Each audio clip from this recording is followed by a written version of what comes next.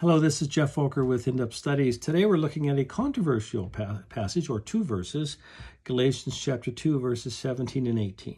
Here the Apostle Paul says, "But if in seeking to be justified in Christ, we Jews find ourselves also among the sinners, doesn't that mean that Christ promotes sin? Absolutely not. If I rebuild what I destroyed, then I really would be a lawbreaker." This passage really is critically tied to the context.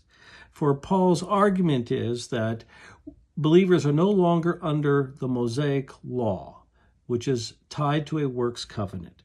He says, in seeking to be accepted by God, justified, if we turn to Christ, we're trusting in Christ alone to save us by his death on the cross, and we find ourselves with Gentiles, doesn't that mean that Christ promotes sin? He goes, absolutely not. I mean, believers will sin, but we are saved by faith in the work of Jesus on the cross. He says, if I rebuild what I destroyed, then I really would be a lawbreaker. If I sought to reestablish, salvation by law keeping, that's what the Mosaic law tied to the old covenant is teaching.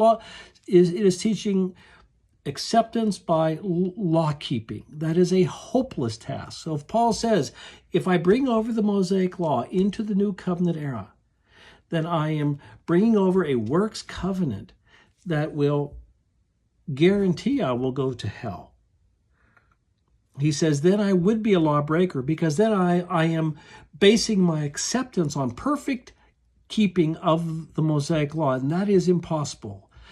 Then I'm destroying the whole concept of the gospel, faith in Jesus Christ and his death. So if this has been helpful, check out more of Geoff's thoughts on youtube.com, and there you can subscribe. Thanks so much. Bye-bye.